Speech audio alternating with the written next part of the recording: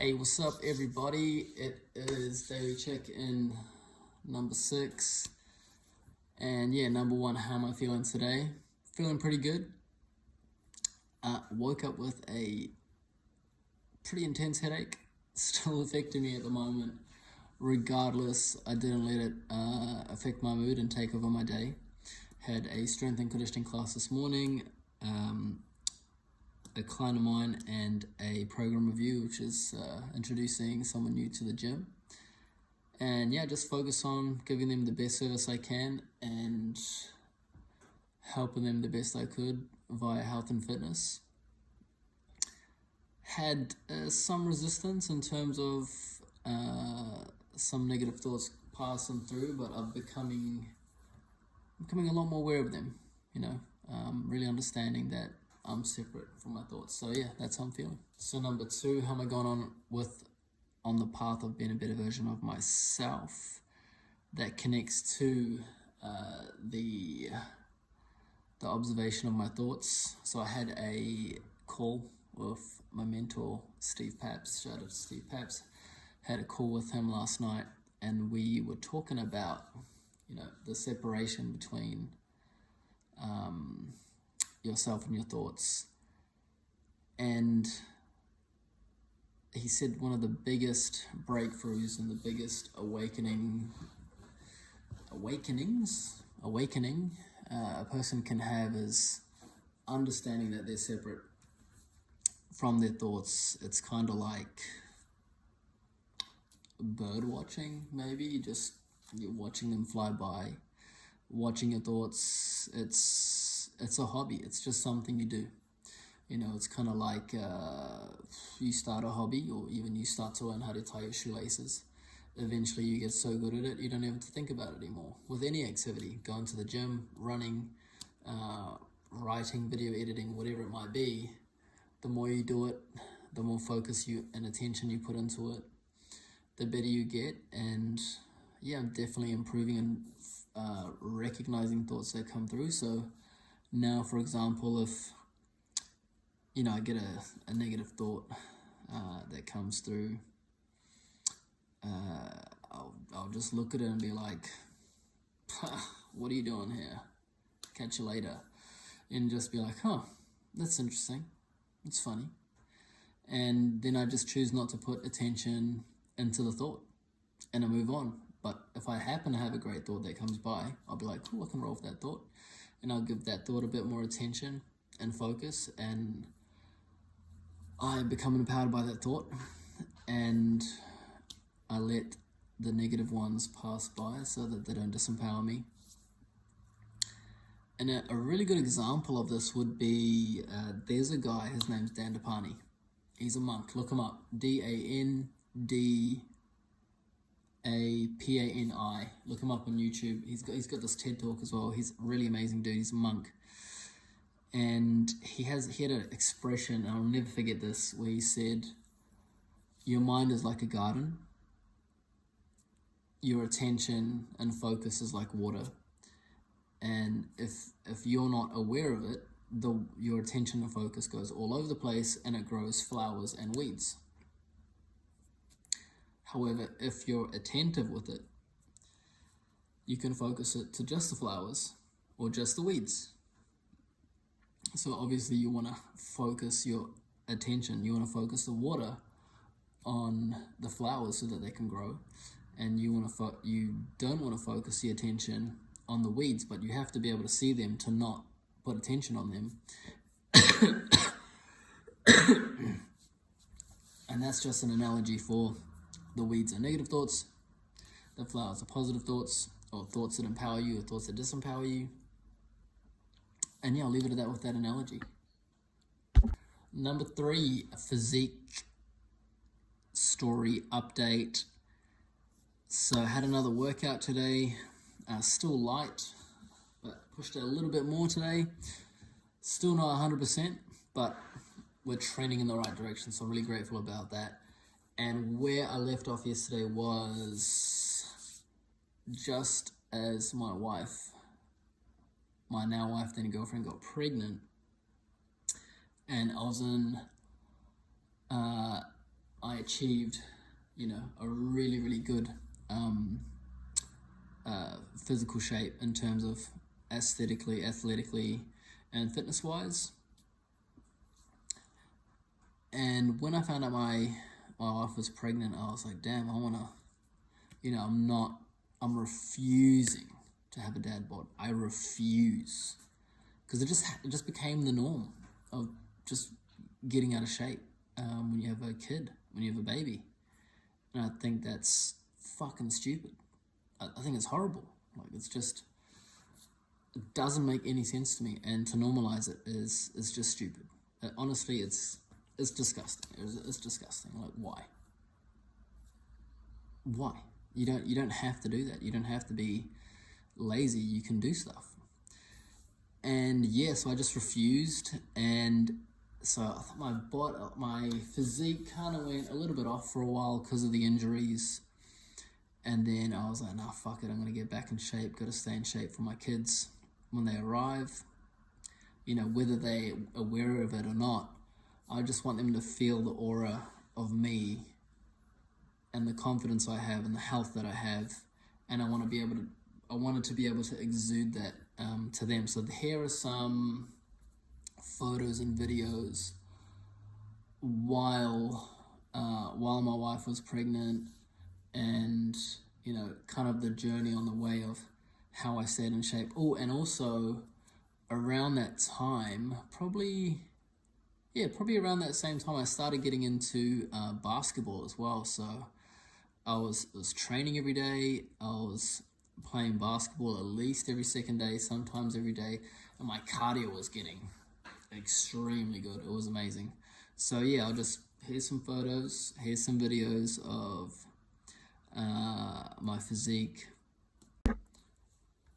my journey, through getting a bit better at basketball. And I want to shout out to my boy Steve. Shout out to Steve, because I wouldn't be the baller I am today if it wasn't for Steve. So Steve's a good friend of mine on the Gold Coast, and he's really good at basketball. Never ever beat him one-on-one. I got close once, but when I had the lead, he put the foot on the gas and he wouldn't let me win. But I wouldn't have learned as much as I would have without him. So shout out to Steve. Very grateful for that. And my basketball skills got pretty good. Like, I'd say I'm better than the average person, but the best skill I developed the most, which I just enjoyed doing the most, was shooting. My shooting got pretty good. So yeah, here's some photos and videos of that. And yeah. And here are some photos of what I was looking like. This was actually, here's a photo of, this is the day my daughters were born. And so we had to get up early in the morning, late morning, took my wife to the hospital. Kids were born around lunchtime, stayed at the hospital with them pretty much the rest of the day. And then I went to the gym that night at 10. Like, this is how dedicated I was to stay in shape. And then, throughout most of probably at least the first 6, maybe 7 months of their life, I stayed in shape. I found a way. COVID hit. I bought some equipment, put it in the house, body weight, kettlebells, balance, rehab, whatever it was. I didn't make any excuses. I did everything I could to stay in shape.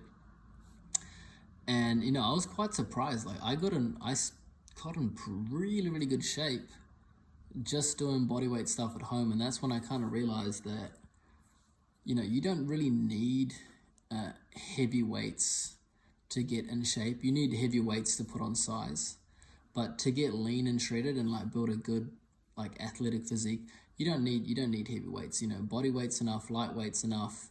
The main thing is food. You got to eat clean. I mean, main thing, high protein, high fat, carbs only to fuel your workout and to refuel you after your workout. And fasting helps as well. So OMADs, 1 meal a day, things like that can really help out with burning the fat. But yeah, it was great. It was really good to be able to get in good shape, in COVID, staying home, and yeah, just refusing to get a dad bod. However, hey, I was just having to think about it. I had to turn off the camera. So kids are born in October 2020, and I'm playing basketball. Actually made a team with my mates, with Steve. Shout out to Steve, and also shout out to Blair, because he helped us. Me and Blair got together to make this team up, and yeah, had great fun. However, I just played basketball a lot, man, and my knees got fucked, and I fucked up both my knees. So around February that next year, I messed up. I forgot which knee it was, but then I ended up messing up both knees. I had it was yuck. Like, I'll show you a video, but my knees were so messed up. I played so much basketball, I jumped around so much, and didn't have enough recovery time. And the biggest thing was I was training a lot, but I wasn't able to get much sleep in, because I had twins, and you got to feed them every 3 hours. So it's, around the clock, midnight, 3 a.m., 6 a.m., 9 a.m., 12 p.m., 3 p.m., 6 p.m., 9 p.m., 12 a.m., and start again. And so I wasn't getting enough recovery time, and injuries were just building up and building up. And I trained as long as I could until eventually I came to a point where I kind of just gave up, because I was just messed up. Oh, not just that, but then, so COVID hit really hard, and we weren't Australian citizens, and so we didn't get any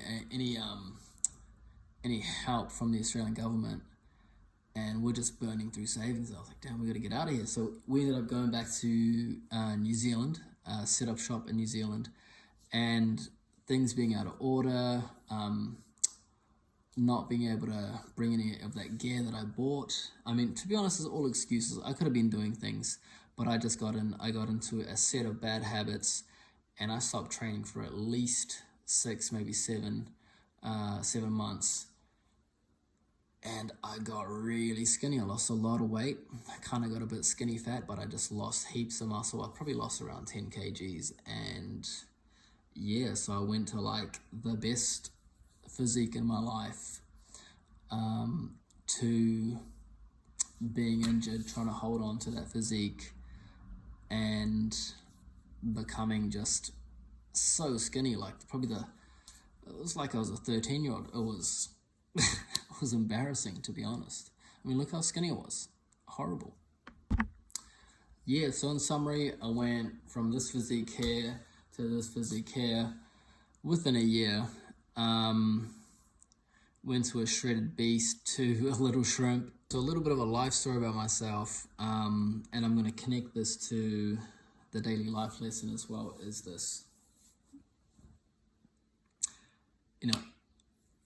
Throughout my life, I've noticed when I do the things that I can be proud of within myself, like working out, eating healthy, keeping my word, getting up early, getting shit done, all these things that you can create as disciplines in your life. When you consistently do them, you build up confidence within yourself. And it gets easier to keep your word, and you feel like a better person, and other people can feel that too. They can feel that self-esteem and confidence within you. So, if you ever feel off, if you ever have these bad thoughts in your head, just get to the gym, start eating healthy, get up early, get all your shit done, get it out of the way and done, and get ahead of it before it gets ahead of you. And a good analogy to really put this into perspective on how to build self-confidence and build a great identity within yourself about the person you need to be is this. So I remember talking with my mate, and this will be, actually, we talked about this on a podcast that I did. So when that podcast will be released eventually, I'm working on editing through all the podcast, all the videos and that I have. they'll be uploaded. But yeah, so this is what we're talking about, right? And I remember he was telling me about, he'd struggle to get to the gym, and he'd be like, yeah, I always say I'm going to go to the gym, but then I don't end up going to the gym. And we're talking a while, and then I kind of noticed, he's feeling bad about himself all the time, doubting himself all the time. And, I've been through similar stints, but it seemed like he just got into a repetitive bad spiral. And what I realized was that he wasn't keeping his word to himself. So he'd say he's going to go to the gym tomorrow, but he wouldn't be there. And you think about this in a sense of body, mind, and spirit, right? So let's say spiritually, you know deep down inside yourself what you need to do to be a better person. So it's like, you need to go to the gym and get in shape, right? So then mentally, you make the decision, that's it, tomorrow. I feel it, I need to go to the gym. This is what I need to do. And you've said it. So then tomorrow morning, your spirit is already at the gym. Your mind is telling you, you need to get to the gym. Your spirit's there, your mind's trying to get you there, and your body's at home. And then you don't go to the gym. So then you've created this duality, this separation within yourself, and you've let yourself down because you haven't kept your word to yourself. It's almost like this. Put it this way. If you're to meet a friend at the gym, and your mate's at the gym at 5 a.m., and you don't go to the gym at 5 a.m., you let him down. You do that again the next day, you let him down. Eventually, you let your friend down so much over a long period of time, he's not going to want to be a friend anymore because you keep letting him down. It's the same thing if you do it to yourself. If you keep letting yourself down, you're not going to like yourself. You're not going to be able to live with yourself. You're not going to be a friend to yourself. And that's when you're going to start doubting yourself, putting yourself down, having these bad thoughts, because everything you say you're going to do good for yourself, you don't do them and you don't keep your word. So, whatever it might be, I'm going to get up and have a good breakfast. I'm going to go for a walk. I'm going to do this. I'm going to do that. Even if you start small, just keep your word to yourself, build the momentum, keep it going. And the more you can keep your word to yourself, the more self-esteem and confidence you build within yourself. And the more you love yourself, the more confidence you have in yourself, and people will feel that, and you'll feel that, and you'll feel like a totally different person. So yeah, that is the life lesson for today. Thanks for tuning in, and have a great day or evening wherever you are. Catch you later.